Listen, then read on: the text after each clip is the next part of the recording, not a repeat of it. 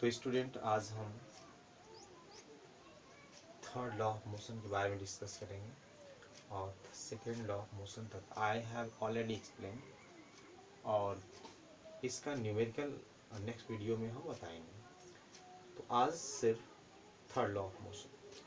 Third law of motion ये कहता है कि to every action equal and opposite reaction, इसका स्टेटमेंट है ये। तो इसका मीनिंग ये है कि अगर आप किसी भी ऑब्जेक्ट पर जितना फोर्स लगाते हैं उतना ही फोर्स वो हमें अपोजिट डायरेक्शन में लगाता है, या फिर वो उतना ही हमारे ऊपर फोर्स लगाता है, और उसका डायरेक्शन जो होगा जस्ट अपोजिट डायरेक्शन होगा।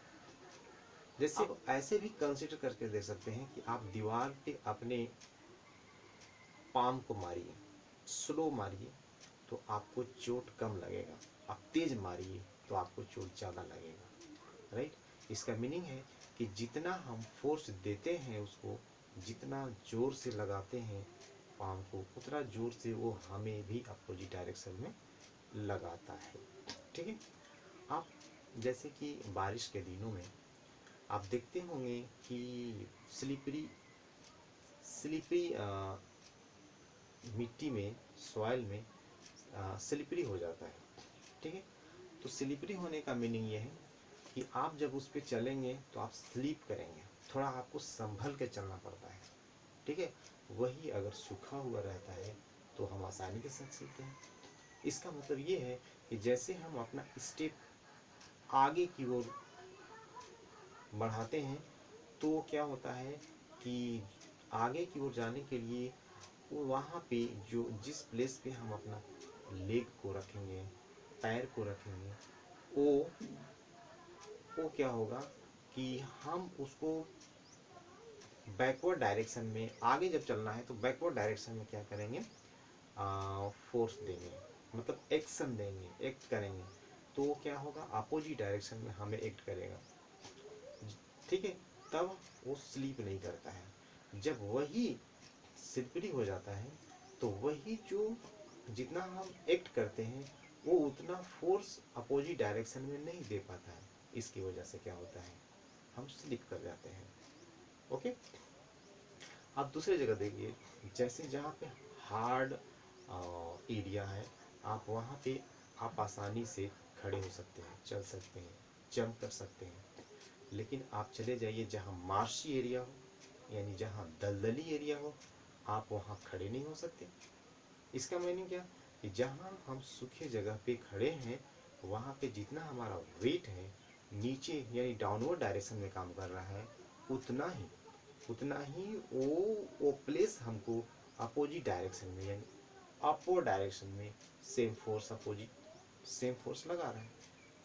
तब हम खड़े हैं, और वही चीज वहाँ पे अपोजिट डायरेक्शन में यानी अपवर्ड डायरेक्शन में जो फोर्स चाहिए वो नहीं हो पाता है। जितना एक्शन देते हैं उतना रिएक्शन नहीं हो पाता है। इसकी वजह से क्या होता है, फिर धीरे धीरे मार्सी प्लेस में आप नीचे चलते जाते हैं। ठीक है? इसी तरह से एक एग्जाम्पल बुक में दिया हुआ है। ठीक है? कि एग्जाम्पल ये है कि जैसे आप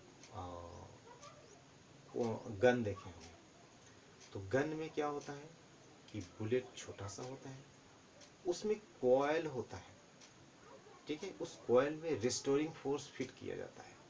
ठीक है? मतलब उसमें बहुत ज़्यादा फोर्स क्या करते हैं, वो स्प्रिंग एक तरह का होता है और स्प्रिंग को प्रेस करके रखा जाता है।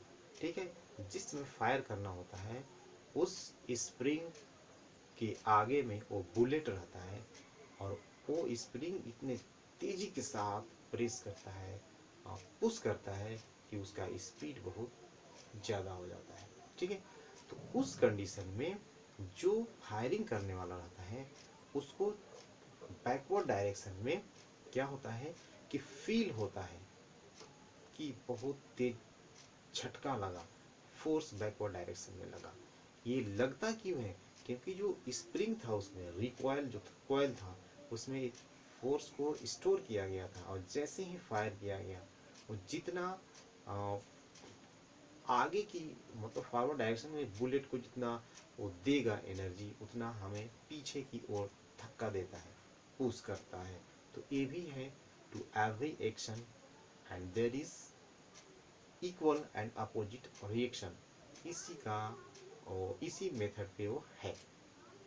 इसी तरह से आपको ये कंफर्म कर लेना है कि जब भी एक्स थर्ड लॉ है, अपोजिट एक्शन और रिएक्शन जो है वो हमेशा टू डिफरेंट बॉडीज होना चाहिए।